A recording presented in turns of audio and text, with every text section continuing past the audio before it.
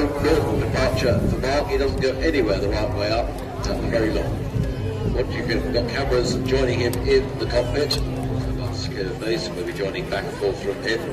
It's a tough aircraft. It has to be a tough aircraft. Stress to plus and minus 25G. You're going to see tumbles, twists, flicks, things that don't have a name possible to mention to them. Endo reds, smoke going backwards, forwards, sideways. مشاهدي هذه الطيارة الإكسترا 300 قادرة على تحمل كثير من التسارع مع جاذبية الأرض. كما تشاهدون سوف يقوم بعمل